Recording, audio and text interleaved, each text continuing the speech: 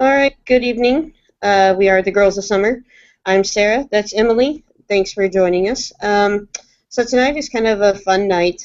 This will be the first episode that we officially record under the auspices of Jamie Kelly and her site Tweet the Scoop. That's the Twitter handle. It's thescoopzone.com if you want the website. It's pop culture, sports, all rolled into one, and we are very happy to be affiliated with her and her awesome site now. And so what you're going to get a chance to do going forward is join us live on the video cast. And then she and Glenn Jackson are partnered up with KTSR, a radio station that funnels through SoundCloud and the TuneIn radio app. And they have graciously elected to air our episode at least once a week before one of their other main shows. So we're going to get some play there, too, so it's very fun. Very fun stuff. So, Emily, how are you holding up with all this crazy weather? I don't know if anybody just saw me jump out of my chair just now because you were talking. Hopefully the camera was not on me, but it just thundered so loud and it scared me. I just was like, oh, okay. Well, perfect segue. Yeah. I was like, oh my gosh. And I was like, let me stay really still so that the camera's not like focused on me. It's been crazy though. And I always feel like we're just all going to drown one day. It's killing my head and my allergies too. I just need it to chill. It's killing my kindergartner's buzz at school because they haven't had recess in like 2 weeks now. So Yikes. We're all kind of depressed about that. I'm sure. But seriously, it's been insane. Like, there's been flooding in Austin and Houston. I think the Riverwalk even flooded down in San Antonio. It's just, there's been a lot of rain. And that's good because all the levels of the lakes are getting back to where they need to be, so we don't have to worry about a drought in the summer. However, it would be really nice to see some sunshine, a blue sky, every now and then. You know, it'd be nice. Yeah. And I think you would agree. I'm all for rain. Like, I love rain, but I don't like it raining every day, all day. And I don't know if anybody here knows this about me. Anybody here, meaning like if you're watching. But tornadoes are like my biggest fear. I've always been scared of them, like terrified of them since I was real little. And it's so it's not very fun that not only is it just raining constantly, but it's like severe weather. So I'm just always on edge. My anxiety levels are crazy and through the roof, and it's just been. I need sunshine. I need it to calm down. Mother Nature needs to find her chill. It'd be real nice if she did. Agreed. Well, speaking of epic beasts of just epic proportions not finding their chill, Prince Fielder has not found a chill at the plate, and of course we all love that. It's what we expect. What's kind of your just face value summation of his road trip? Just the last 7-ish games, just seeing how he's gone off. I think he's hit a home run in just about every game. Yeah, I know he's hit 9 home runs in May, and I'm pretty sure like over half of those came in the last week. It's been pretty incredible because like last year with his injury, we weren't really sure of like how much his value was gonna last. Basically, like we weren't sure if he was going to be that Prince Fielder that we traded for again, because one, he wasn't last year obviously, but he was also hurt. But does he come back from injury the same way? Is he going to like just be the most amazing Prince Fielder again, or is he going to just keep being kind of mediocre? And he started off the season like a little like not terrible, but not the Prince Fielder that we want and the Prince Fielder that we traded for. And so you just kind of get worried again, but he is killing it, and he is being that Prince Fielder that we know and love, and it's been pretty great. Watching Prince Fielder hit homer after homer after homer is pretty fantastic. I know last night or yesterday he was a triple away from the cycle, and I know right now he's a triple away from the cycle, and I mean, we all know that a triple for Prince Fielder is very unlikely, so Hey, if Benji Molina can do it, our boy can do it too. Okay, I'm just saying. I mean, true statement. I'd rather just see him hit another bomb, basically, though. So it's fine. Just hit it out again, and I won't take. Did you see lightning? Yes. But yeah, sorry, this is going to be the overreaction show for those of you watching live. It's probably true. It's going to be pretty crazy. It's insane out there right now. But yeah, anyway, Prince Fielder, he's probably causing this thunder. That's what it is. I'm funny, guys. No. Anyway. But yeah, if Prince keeps even like a shred of this up for the rest of the season, then he's totally back to being Prince and amazing. And I know there are people out there comparing Ian Kinsler and Prince Fielder to like verify the trade or whatever. And not to say that Ian's having a bad start. He hasn't hit a home run yet, but he's still hitting like 282 or something like that, worth already 1.6 like FWAR. And I mean, he's having a decent start to his season. It's pretty good. Like I wouldn't be mad at that second baseman, especially with what we've been working with at second base recently. Yeah. When you compare the offensive numbers of Ian Kinsler to Prince Fielder, it's not even close right now. And that just says a lot about how well Prince Fielder is performing. And so it's pretty great to see, like, yeah, then the trade, like John Daniels knows what he's doing, and it's really good that Prince has decided to stay or to be a DH or like agree to be the DH primarily, because Mitch Moreland's glove is more valuable at first base, and I can't even say anything bad about Mitch Moreland right now. So there's a first time for everything. You're welcome, Jessica.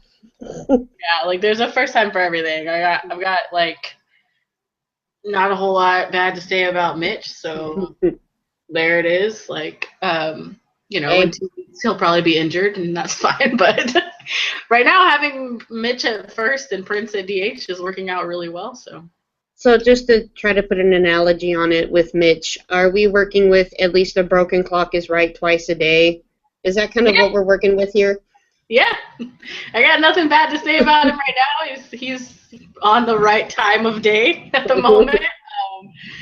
Mitch has always had the power there, though, too. I mean, it's hit or miss with Mitch. I'm interested to see if he can keep up what he's doing right now. And also, if he doesn't get injured again, that's another thing. Right. But if he keeps it up, then I've got nothing to say. I'll like him enough, so it's fine.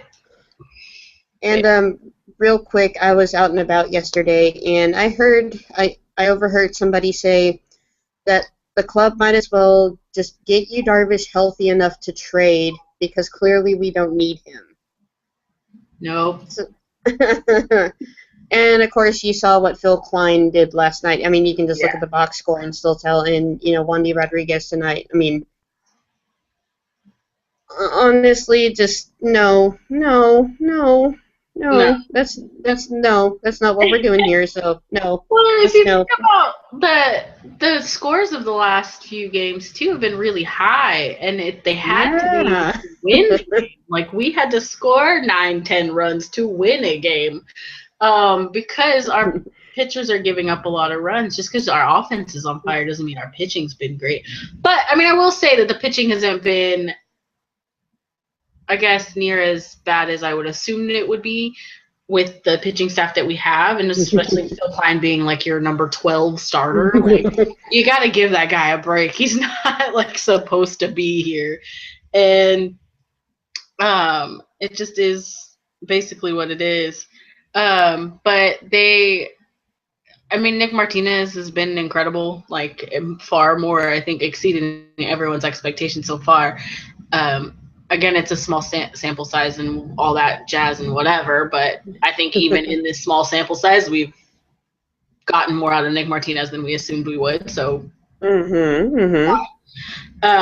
then, Wandy's been up and down. He hasn't been like, he's had his decent games and it's terrible, whatever. It is what it is. But we're working with like an entire pitching rotation on the DL.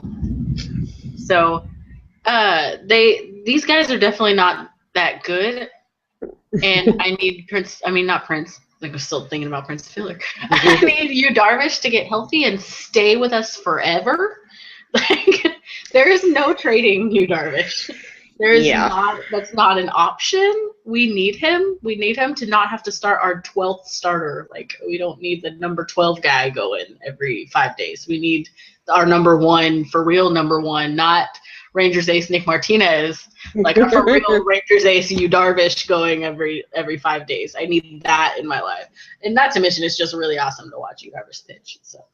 Yeah, exactly. I mean, even if, I mean, I would like to think Nick Martinez would still be doing what he's doing right now, regardless of the situation, even if it was like pitching fourth, which, would be fine. And if you just think, even if he's pitching third behind a healthy Yu Darvish and a healthy Derek Holland, I mean, we'd probably be winning a lot more games, or at least they'd look a lot more impressive when we did win than they have now. Instead of kind of being, okay, we need we need a 3-run homer just to tie the game in the eighth. You might see a little more stability. I know you would see more stability, and so I mean, hey, you can't just assume that. Oh yeah, well the way it's going now is fine. No, that worked sort of for the late '90s Rangers, who won the 2 divisions and then got stopped by the Yankees, who, by the way, had awesome pitching. I mean, pitching wins championships. I mean, I hate to see it, but I mean, look at what happened in 2011 in Game 6. I mean, you bring Derek Holland in after he pitched his ass off in Game 4, and of course he was tired. Of course he left it all on the mound, after 8 2/3 in Game 4. I mean, I don't blame him for giving up, whatever he did, or, and that's how he flees. I mean, you're nervous, you're 21, and you're pitching to win your club the first World Series in its franchise history.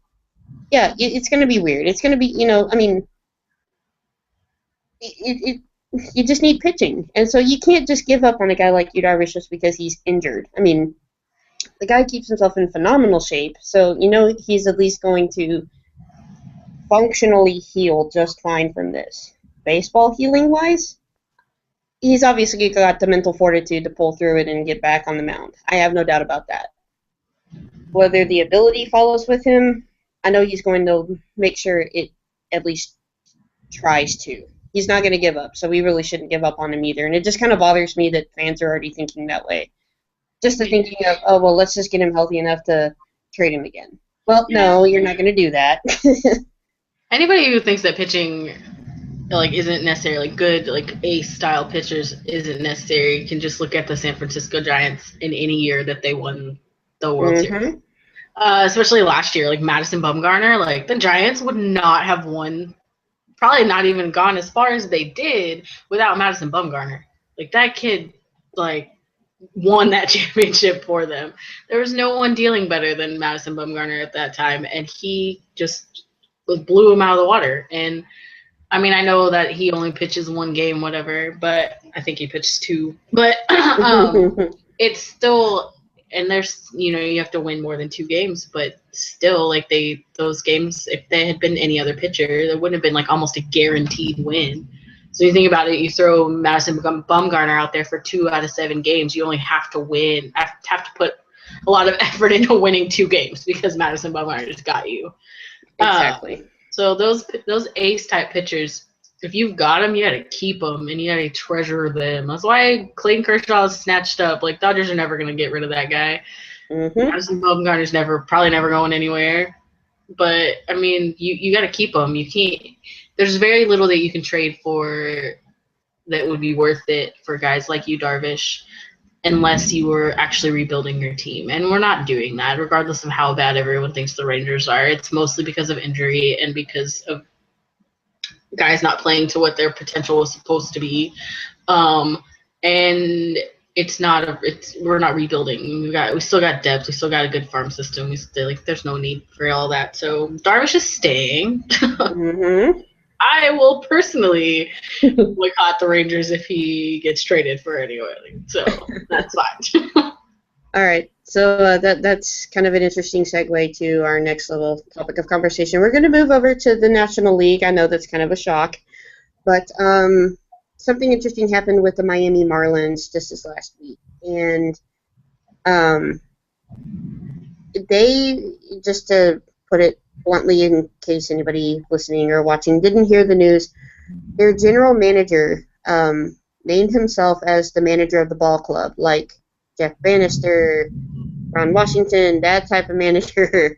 And that it hasn't it happens rarely, and when it has, it's been okay. I mean, the best example to look where it most likely went right in the grand scheme of things is with the Braves and hiring Bobby Cox to do the same thing when he hired himself to be the manager.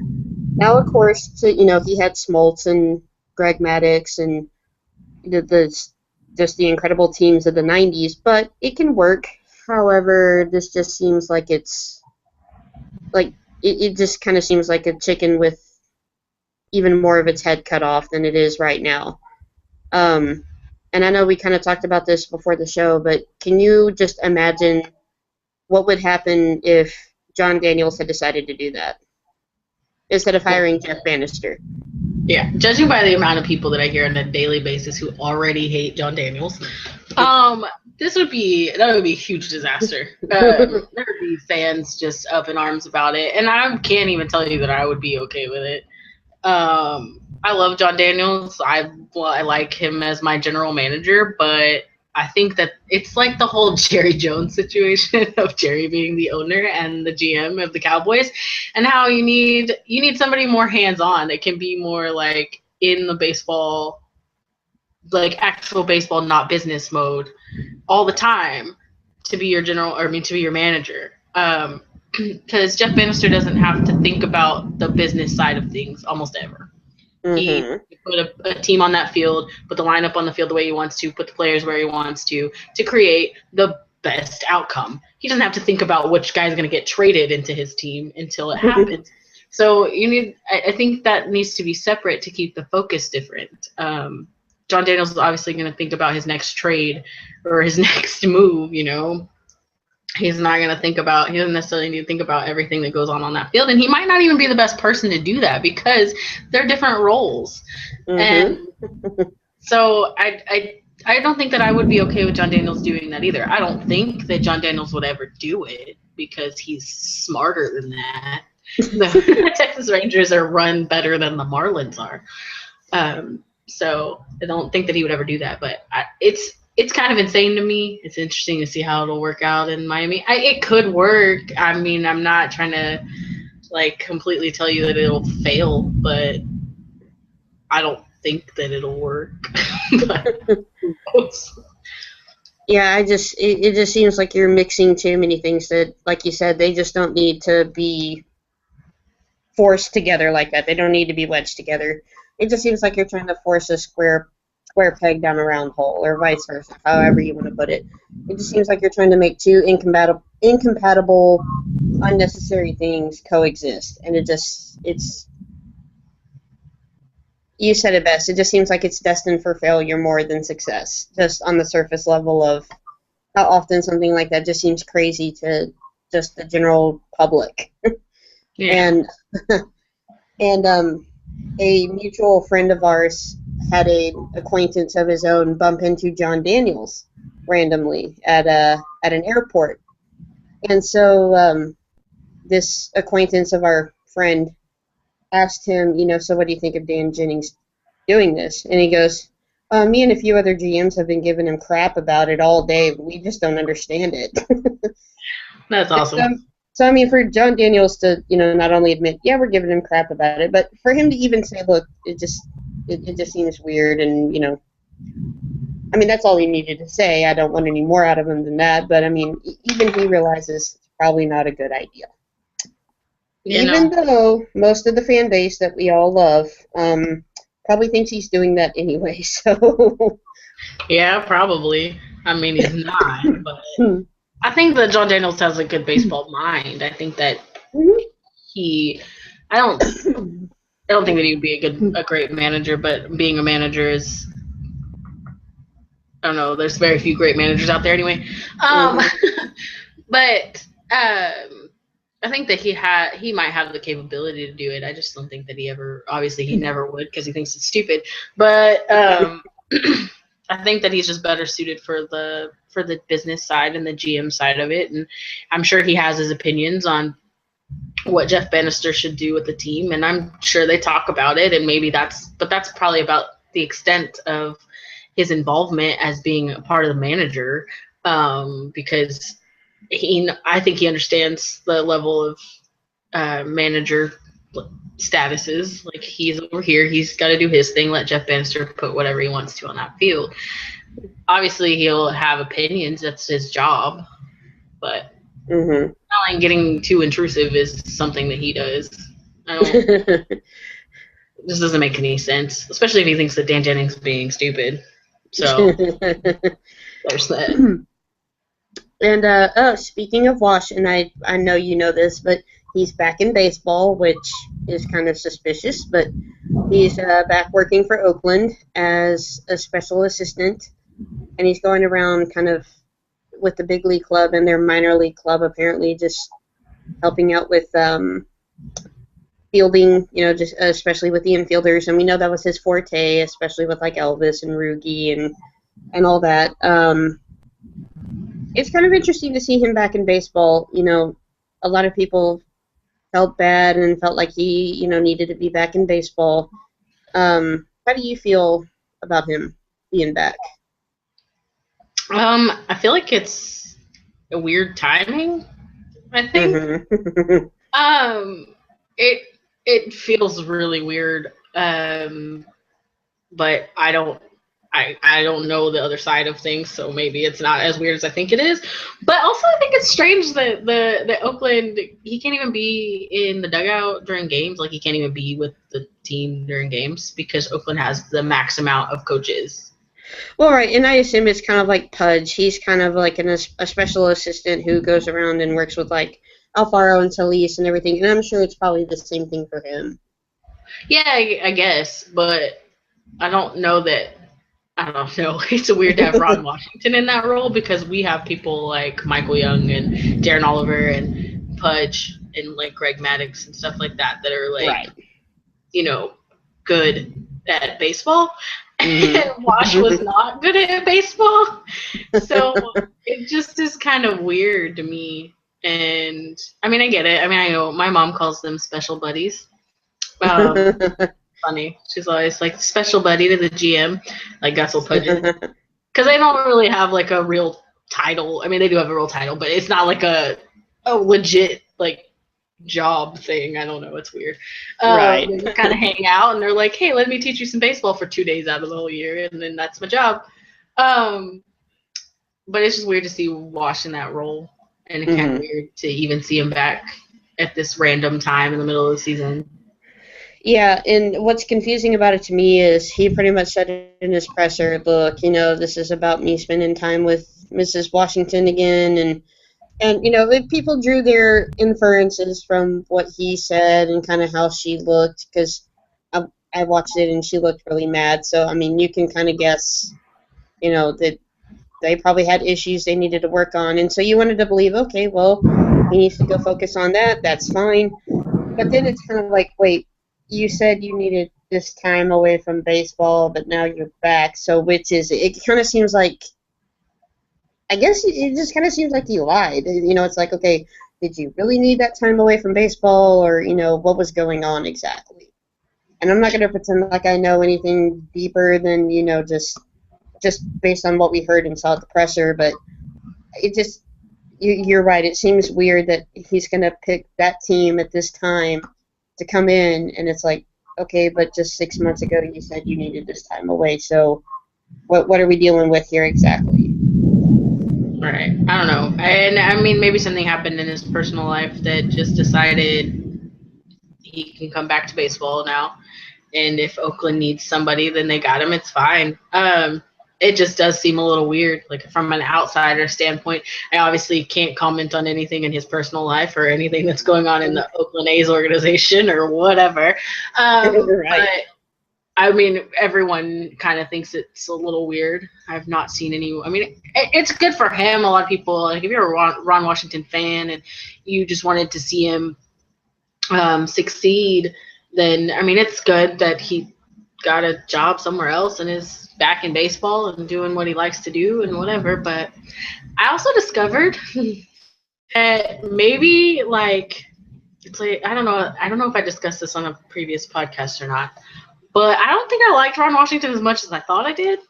Really? And Expand on that. like it's like whenever you're dating somebody and you've been like together for a long time, and so you kind of just like fall into whatever they're doing and you don't really realize what they're doing is problematic until you break up, and then you look back at all the stuff that they've done, and then you're like, man, maybe I didn't like that person. And it's really like not even necessarily about his like manager style, like the obviously the in-game decisions. We all had issues with all that stuff, the bunts and the bullpen management and all that stuff.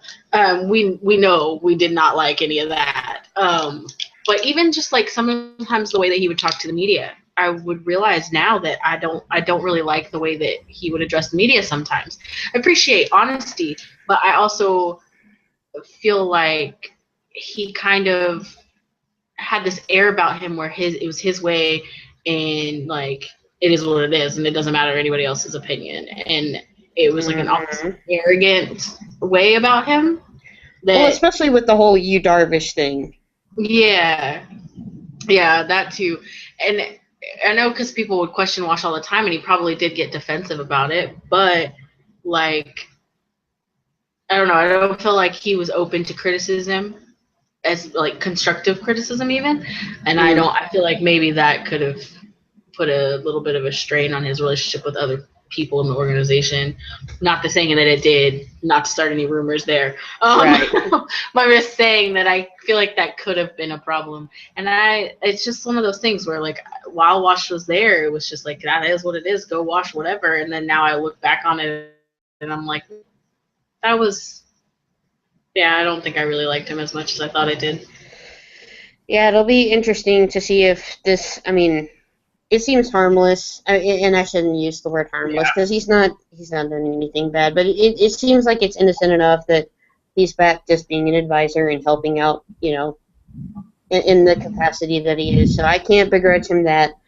It's just the timing for me, just the timing compared to what he said. I mean, it doesn't add up, and it just, I mean, it's going to be interesting to watch because now he's back too. You know, I mean, here we all thought, oh, well, now we have Josh Hamilton to watch, and now it's, you know, oh, Josh and Wash are back, but, you know, not together or anything like that. But, I mean, baseball has gotten very interesting lately.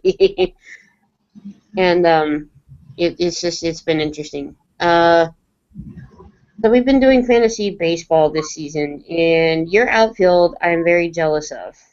And tell me about one of your outfielders did like just today, because he's also crushing baseballs, much like our beloved Prince Fielder. Well, Bryce Harper is super awesome.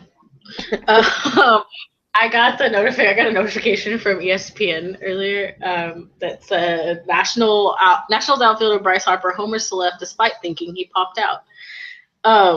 So I didn't like get to see it or anything, but of course he's hitting homer after homer and being generally awesome and getting me all of the fantasy points in the world.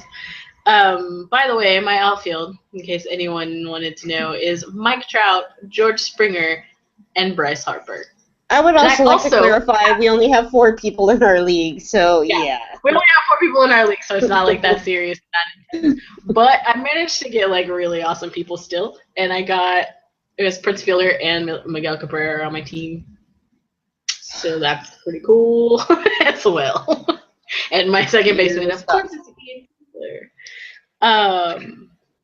But yeah, Bryce Harper's been incredible. I just actually looked him up just to see like what his stats are in general. He's hitting .333, which I mean is good enough on itself, but his on base percentage is .471, and he has a 20.9 walk rate, like percent walk. Jeez, I didn't realize it was that high. I didn't realize it was that high either. That's incredible. Like I was like, whoa. Not only is he crushing baseballs because he's got like 16 home runs. 17 home runs after today. Not only is he crushing baseballs, he's also just taking bases. He's just like, I'll take this base. Thanks for it. Take these balls. So he's been really, really great, despite striking out quite a bit. But still, then I mean, you got to get out somehow. So he's striking out, whatever. He's still killing it.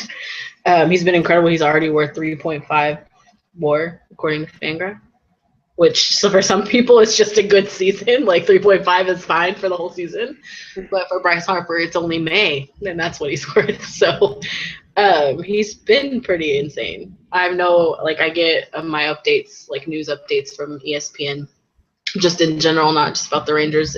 And I swear his name just pops up there like every day. Well, Bryce Harper did this today. Bryce Harper did this today. One day maybe it won't be news. Like, oh well, Bryce Harper hit a home run again. There's that. As our friend Tepid likes to say on Twitter, he'll just go yawn. So and so did, like Joey Gallo just hit a home run, or he'll go yawn Gallo bomb. It's gonna be like yawn Fielder bomb or yawn Harper bomb. This is how it's gonna be. Yeah, both of them on my fantasy team too. So you suck. No. I mean, I noticed when we were doing the draft, we only had 4 people, that everyone was getting pretty good players, but I was just like really happy about that outfield. Like, not that everyone else has a terrible outfield. I just happened to have like the really great outfield. If that was my team's outfield, like we'd be crushing it like every day. There's no way that anyone could beat us. But that's some pretty good pitchers too. So there's that. Madison Bumgarner, I think I have him. Yeah, I had Derek Holland and then he broke. So.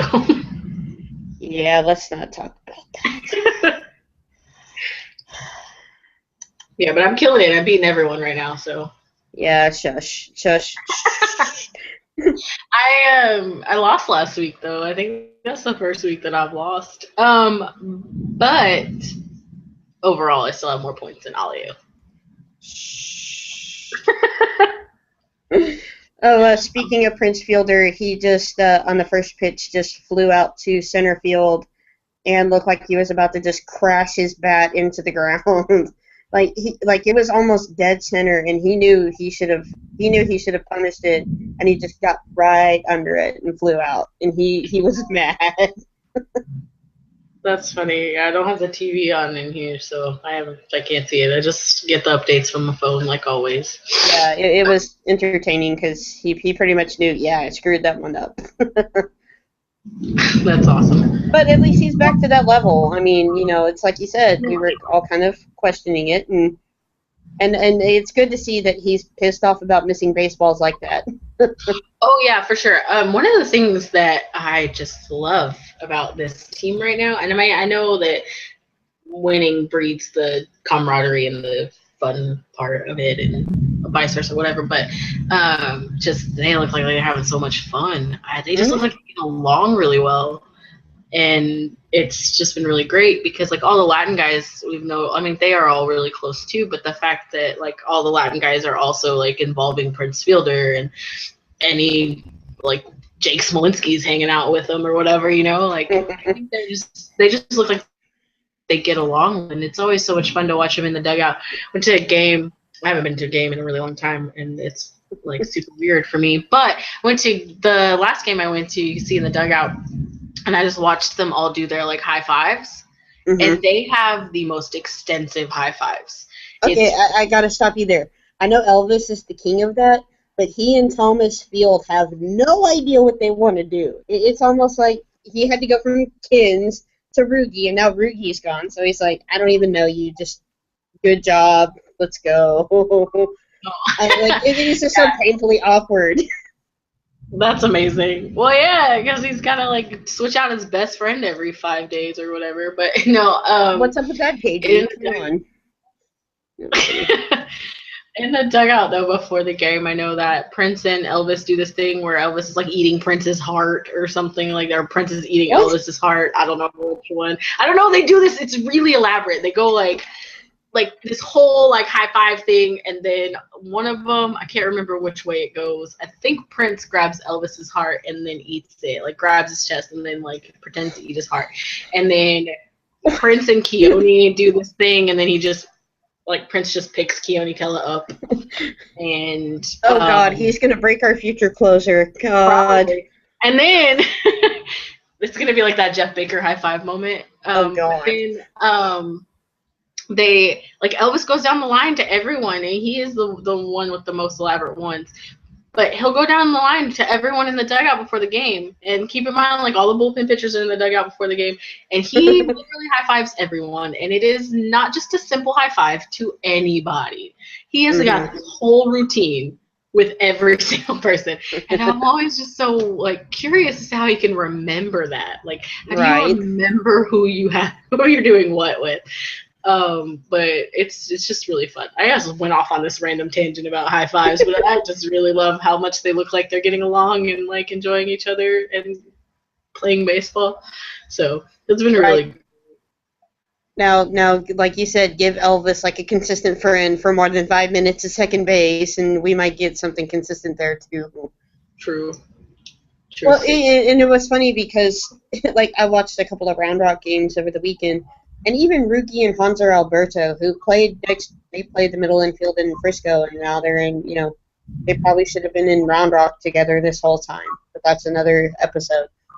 They even look like, yeah, we're not sure what we're going to do, so good game or whatever. You just kind of feel bad. I mean, especially for Elvis, because, he just keeps getting his friends taken away from him, and it's sad. I know. Just okay. Well, there goes another one, guys. All right, and real quick, have you been able to see much of Sean Tollison? Because he is a closer right now, even though I know Bannister said no defined roles. But he's pretty much your go-to guy for the ninth. What are you thinking about that so far? It seems to be working out pretty great. I've not actually seen a whole lot of it. And the unfortunate thing about my job is that I work all the time. And so it's been a little bit crazy lately, so I haven't really been able to watch like intently as I want to. I have seen him pitch a few times, and there was a time before he moved to the closer role that he was not doing so hot. I was like not happy with Sean Tollison being on the field. But in general, he was probably just going through a little slump, rough patch, whatever. Sean Tollison's normally a good, decent bullpen arm. So usually what you want as your closer is the best reliever in your bullpen. And right now that is Sean Tollison. And so it's been pretty like working out pretty well. So I'm not mad at it for sure. I think we discussed earlier in the season that he was or not me and you, but like Ranger fans in general had been discussing Sean Tollison being the best bullpen arm at the moment, and whether or not like Keone Kella will be your closer in the future because he's that's what he's designed to do or whatever. But I think that Sean Tollison fits for right now. I very much agree with the no roles in the bullpen. So I'm curious to see if he actually only uses him in the ninth or uses Sean Tollison when it's necessary. Like if you really need your best reliever, maybe in the eighth because you're only up by 1 run and you need like the guy before him loaded the bases, so you need to get him out or whatever. It'll just be interesting to see if he does switch it up eventually and not use Sean Tollison just as your closer and just uses him as needed. But I'm pretty okay with his role at the moment. I do very much enjoy the no role experiment. So I hope he actually does shake it up. I hope Jeff Bannister actually does shake it up. And it was kind of cool hearing Mike Maddox even say that he liked it because he was saying like in a pregame interview that it actually forces him to think about, okay, they're part of the lineup coming up. Who's our best arm available if we need to go to it? And, so he said it's forcing them to kind of think outside the box and not just, okay, well, it's the 7th inning, so we know we're going to go to Kella, or it's the 8th, so we know we're going to go to Shepherd's. And he said it's nice to kind of switch it up and just force everybody to think and not just rely on, okay, well, we have this crutch built in that we know who's going to go where. So it's nice to hear him acknowledge that, it's different, but it's nice. So that's kind of cool hearing it from him, too. Yeah. It is different, but it is really great because it needs to happen all around baseball. There needs to be And I don't know if Jeff Bannister's just doing that because the bullpen was kind of a mess, or if he actually believes that there should be no roles. Because I know that they did have roles at the beginning, and then things started kind of falling apart. So maybe he's just experimenting. Who knows if it keeps this way, but it's nice to experiment now. Hopefully he can remember that it's a good idea and keep it forever. We'll see. I'm still not the biggest Jeff Bannister fan, so we'll see what this decision brings him. And if he does keep it, then I definitely will have warmed up on him a little bit because I do think it's brilliant. And if you saw me kind of react to something, Josh just hit a very hard line drive right into the shift of the first baseman. It almost was his first hit. So, I mean, it's coming. Don't freak out. Don't call him names or, Oh, and Mitch Moreland just hit a ball very, very far. Wow. There you go, Jessica. Did he homer? Yes, he did. Yeah. He said very, very far, but I was like, I don't know what that means. Okay. See, I don't know what my feels are about Mitch Moreland right now. I'm so confused. I'm supposed to be like, no, Mitch can't do it, but I mean, he's killing it. Like, he's killing it right now. What am I supposed to say? We'll just see if it keeps it. If he keeps it up, I can't talk. Mitch is confusing me. Exactly. So confusing. No. Oh, and he kind of pimped it too. Nice. Get yourself some, white boy. Mitch Moreland has a personality? What? Well, it's better than hearing him talk like this. I'm just saying. Not that there's anything wrong with it. It's just sometimes it's hard to understand. Oh, yeah, he does have that really thick Texan? No, Southern accent. He's from Mississippi. Yeah, he's from Mississippi. Even thicker. All right. I think that'll do it for us tonight. Thank you for tuning in or listening at whatever point you decide to watch or catch us on KTSR, or the official radio station. Emily, where can people find you on Twitter? Because we're all about the Twitter around here. Where can they find you? I am at M likes baseball, like EM likes baseball. Very cool. And if you're not following me, I am at SPOW26.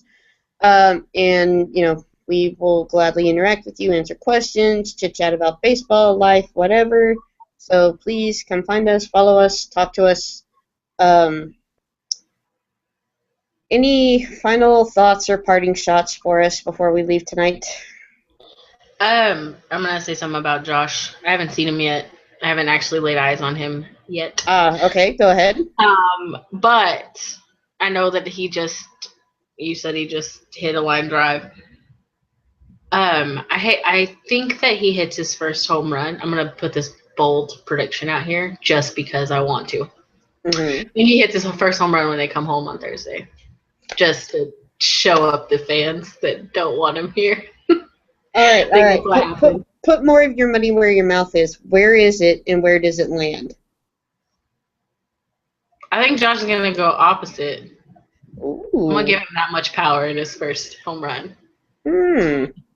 Maybe center field.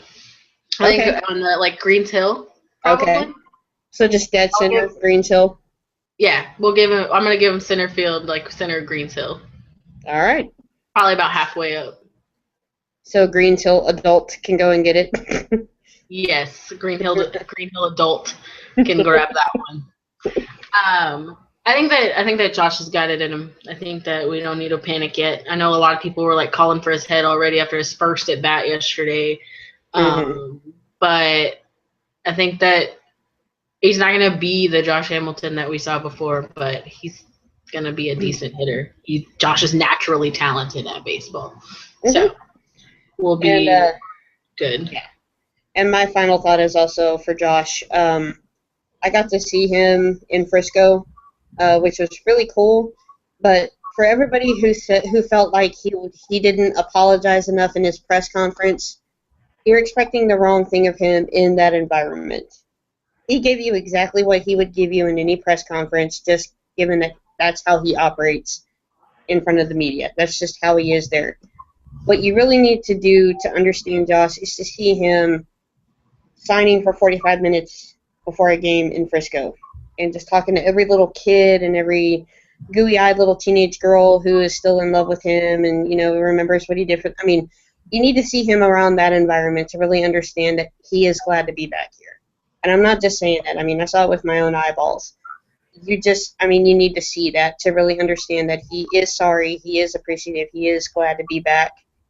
And, that's why I can't be too mad at him right now, because he's got to get used to all the pitching and, just everything. That's going to come. That'll be fine.